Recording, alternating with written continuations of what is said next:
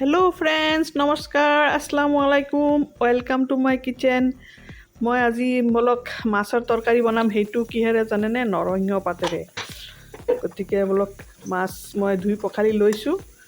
জীয়া মাছ আছিলে, ধুনীয়া একদম ফ্ৰেছ। আৰু এতিয়া 4 পিচ মাছ লৈছোঁ, 2 পিচ ভাজি খাম আৰু 2 পিচ জোল, নৰসিংহ পাতেৰে জোল বনাম। গতিকে তাক মাছখিনি আগতে ভাজি লৈ আছোঁ। অকণ হালধি, জিৰা আৰু জলকীয়া গুড়ি আৰু নিমখ সানি মই মাছখিনি ভাজি লৈ আছোঁ। বহুতে অকল হালধি আৰু নিমখেৰে মাছ ভাজে, মই গোটেইখিনি মছলা দিওঁ, যিহেতু ভাজিও খাম ভাতৰ লগত সুদা। আৰু সেইফালে তৰকাৰীটো সেয়াই দিম ভাজি, একে মছলাৰে। 4টা পিচ ভাজি লৈ আছোঁ। তাতে মাছখিনি ভাজা কেৰাহীত দি দিলোঁ, ফ্ৰাই পেনত দি দিলোঁ। আৰু এইফালে মই নৰসিংহ পাত এতিয়া ৰেডি কৰি ল'ম। মাছখিনি ভাজা হৈ থাকক। কোনে কোনে নৰসিংহ পাতেৰে মাছৰ জোল খায় জনাবচোন। মইতো সচৰাচৰ এনেই নাখাওঁ, মোৰ ছোৱালীয়ে নাখায়, যিহেতু আজিকালি ভাবিব লগা হৈছে এনেকুৱা ধৰণৰ খানা খাবলৈ। নৰসিংহ পাতৰ জোল, ইটো শাকৰ জোল, আগদি আগতে মাছৰ জোল নাখাইছিলোঁ, আজিকালি খোৱা হৈছোঁ আৰু হেল্থ বেনিফিটটো বুজি পোৱা হৈছোঁ ভালকৈ। গতিকে নৰসিংহ পাতখিনি আগতে মই গুচাই লৈ আছোঁ, কুমলীয়া আজি যোৱাকালি মই আনিছোঁ। নৰসিংহ পাত কুমলীয়া ওলাইছে এতিয়া। কুমলীয়া পাতখিনি মই মিক্সিত মাৰি ল'ম। অলপ জলকীয়া, নহৰু দুটামান আৰু আদা অকণমানো দি মিক্সিত মাৰি ল'ম। গতিকে মিক্সিত অকণমান এই বস্তু পটককৈ নহয়, তথাপি চেষ্টা কৰিম, অকণ পানী দিলে হৈ যাব। আৰু এয়া মোৰ পাতখিনি গুচোৱা হৈ গ'ল। মাছটো লুটিয়াই দিওঁ, এটা ফাল হৈ গৈছে মাছখিনি। তাত আধা হৈ গৈছে। এতিয়া মই নৰসিংহ পাতটো মিক্সিত মাৰি লওঁ।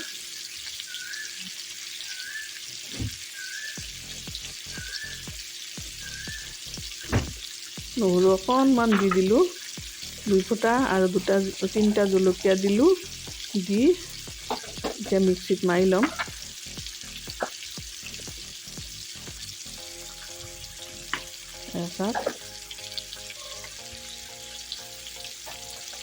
হেল্ল' ফ্ৰেণ্ডছ, মোৰ ভিডিঅ'টো চাই যদি আপোনালোকৰ ভাল লাগে, মোৰ ভিডিঅ'টো আপোনালোকে শ্বেয়াৰ কৰিব, লাইক কৰিব, আৰু চেনেলটো প্লিজ ছাবস্ক্ৰাইব কৰিবলৈ নাপাহৰিব। মই গোটেই সপ্তাহটো এটা ভিডিঅ' দিব পৰা নাই সময়ৰ অভাৱত। গতিকে আজি ভাবিছোঁ মাছৰ জোলটো দিওঁ, আৰু মিক্সিত হৈ গৈছে এইখিনি, আৰু আধা হৈছে, পূৰা হোৱা নাই। মই ভাবিলোঁ এইখিনিতে আদাটো দি দিওঁ, অকণমান পানী দি আৰু একবাৰ মাৰি লওঁ, তেতিয়া ভালকৈ হৈ যাব। অলপ বস্তু মিক্সিত পটককৈ হ'ব নোখোজে। এইফালে মোৰ মিক্সিৰ এতিয়া হৈয়ে যাব। মাছটো বেছি জুইত দি ভাজিলে পুৰা হৈ যায়, চিমত কৰিলে ভাল। চাক মিক্সিত মাৰা হৈ গ'ল মোৰ নৰসিংহ পাতখিনি। এতিয়া মই মাছখিনি লুটিয়াই দিওঁ আকৌ একবাৰ। চাওক হৈ গৈছে, এটা ফাল পূৰা হৈছে কমপ্লিট, আৰু অকণমান হ'লে হৈ যাব। আৰু মাছটো, ভাজা মাছটো অলপ ভালকৈ নহ'লে খাওঁতে পনীয়া হ'লে ভাল নালাগে, অলপ ভালকৈ ভাজিব লাগে। আৰু নৰসিংহ পাতৰ জোলৰ লগত মই দুটামান আলুও দিম। গতিকে আলুখিনি গুচাই লওঁ। আলুখিনি মোৰ ছোৱালীয়ে আকৌ সুদা নৰসিংহ পাতেৰে বনালে নাখাবও পাৰে, সেইকাৰণে মই ভাবিলোঁ 2টা আলু দি ভাল লাগিব খাই। 2টা আলু গুচাই কাটি ল'লোঁ মিহিকৈ, অলপ পাতলকৈ। আৰু আলুখিনি ধুই মই একবাৰ এইটো শ্বৰ্টকাট কৰিবলৈ অ'ভেনত সিজাই ল'ম গুচোৱা আলুখিনি, আৰু পিঁয়াজখিনি গুচাই ল'লোঁ। এতিয়া মই অ'ভেনত আলুখিনি ধুই পেলাই 2টা চিটি মাৰি ল'ম, আৰু 2 মিনিট, চিটিটো নহয় অ'ভেনত 2 মিনিটমান দি দিলে, বা 1 মিনিট দিলেও সিজি যাব, পাতলটো হৈ যাব। এইটো টাইমটো কম লাগিব তেতিয়া। ইফালে হৈ আছে আলুখিনি, মই পিঁয়াজখিনি কাটি লওঁ। মই এনেকৈ কাটিবলৈ ভাল পাওঁ, বটিত বহি বা তেনেকৈ কাটিব, বা সৰু কটাৰীৰে কাটিব নোৱাৰোঁ। মই ডাঙৰটোৰে এনেকৈ কাটি মই ভাল পাওঁ, পটককৈ হয়। বাৰ তল ওপৰ বহা উঠা কৰিব নালাগে। আজিকালিতো নোৱাৰোঁ তেনেকৈ তলত বহি কিবা কাটি কৰিবলৈ বা সৰু কটাৰীৰে আঙুলিৰ ওপৰত কাটিব নোৱাৰোঁ, প্লেটত থৈহে কাটি মই ভাল পাওঁ। মাছ ভাজি হৈ গৈছে, চাক একদম ৰঙা ৰঙা হৈ গৈছে। এতিয়া মই তৰকাৰীটো বহাব পাৰোঁ। দুটামান কেঁচা জলকীয়া দি দিলোঁ, যেতিয়া মাছ ভাজি খাম লগতে কেঁচা জলকীয়া লাগিব ভাজি মাছৰ লগত। কেঁচা জলকীয়া দিলে লগত খাই ভাল লাগে। এতিয়া মই কেৰাহী বহাই দিলোঁ, অলপ তেল গৰম হ'ল, জিৰা ফোৰণ দি দিলোঁ। জিৰা দিয়া হ'লে এতিয়া মই পিঁয়াজখিনিও দি দিম। পিঁয়াজখিনি দি দিলোঁ। পিঁয়াজখিনিত অকণ নিমখ দি অকণ ৰঙাকৈ ভাজি ল'ম। পিঁয়াজটো নাভাজিলে আৰু কেঁচা কেঁচা গোন্ধাব ন। অলপ লৰাই চৰাই দিলোঁ, অকণ নিমখ দি দিম। অকণ নিমখ দি দিলোঁ, কাৰণ নৰসিংহ পাতটোত মানে নিমখ দিয়া নাছিলোঁ পেষ্ট মাৰোঁতে। অকণ মাছৰ ভাজাৰ তেল অলপ দি দিলোঁ, চেণ্টটো ভাল হ'ব। সদায় জুতিৰ চিন্তা কৰোঁ, কি কৰিম, বেয়া কথা যদিও। আলুখিনিও লগতে অলপ ভাজি লওঁ, অভেনত সিজা হৈ গ'ল 1 মিনিটতে, শ্বৰ্টকাট হৈ গ'ল। এতিয়া কাৰীটো বহালে মানে বহুত টাইম উতলাব নালাগে, আলুটো সিজাই আছে, ইজি হৈ যাব। অকণ ভাজি লৈছোঁ। এতিয়া এইখিনিতে অলপ মছলা দি দিম, অকণমান হালধি গুড়ি আৰু অকণমান জিৰা গুড়ি, অকণ জলকীয়া গুড়ি দি দিম।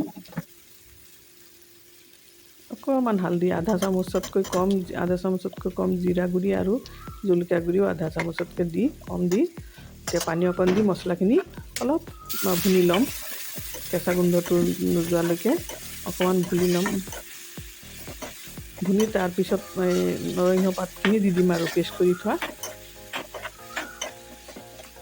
আপোনালোকক অলপ শ্বৰ্টকাট দেখুৱাব লগা হৈ আছে, ভিডিঅ'টো দীঘলীয়া হৈ যায়তো, সেইকাৰণে। এতিয়া মাছৰ পেটত তেল আছিলে, সেয়া অকণমান দি দিলোঁ, সেইখিনি মছলাৰ লগত ভুনা হৈ যাওক। অকণমান তেল দিলোঁ, মাছৰ তেল দিলেওতো তৰকাৰীটো ভাল লাগে খাই। এইটো মাছটো আছিলে একচুৱেলি কচ মাছ আছিলে, লোকেল আছিলে, জীয়া মাছ আছিলে। মছলাখিনি ভুনা হৈ গ'ল। এতিয়া ইয়াতে মই নৰসিংহৰ পাতৰ পেষ্টখিনি দি দিম। মিক্সি বাতিটো খালি অকণমান পানী দি দিওঁ ইয়াৰে, ভালকৈ মোচামুচিকৈ উলিয়াব নোৱাৰি নহয়, পানী অকণ দি খালি দি দিলোঁ। ইয়াত আৰু অলপ পানী দৰকাৰ হ'ব, অলপ ঝোল থাকিবতো, তাকে আৰু অকণমান পানী দৰকাৰ আছে, দি দিলোঁ। দি অকণমান উতলিব দিম সামান্য, আৰু তাৰপিছত মাছ ভাজি দি দিম দুটাটো ভাতৰ লগত খাম, আৰু দুটা উতল আহি গৈছে, এতিয়া মাছ দিব পাৰোঁ। এই 2টা পিচ দি দিলোঁ। আমি যিহেতু 2টাই মানুহ, সেইকাৰণে 2টা পিচ। বেছিকৈ বনাইতো লাভ নাই, আকৌ থাকি যাব বা মানে পিছবিলাক খাবলৈ বেয়া লাগিব না, ফ্ৰেছ খালে ভাল লাগে। মাছত উতলা নিমখটো চেক কৰি লওঁ, ঠিকে আছে নিমখটো। এতিয়া 2টা কেঁচা জলকীয়া আকৌ দুফাল কৰি দি দিলোঁ, হৈ গ'ল মোৰ তৰকাৰী। চাওক, বাতিত বাঢ়ি দিলোঁ, কি ধুনীয়া স্মেল ওলাইছে, কি ক'ব। গতিকে মোৰ ভিডিঅ'টো চোৱাৰ কাৰণে বহুত বহুত ধন্যবাদ।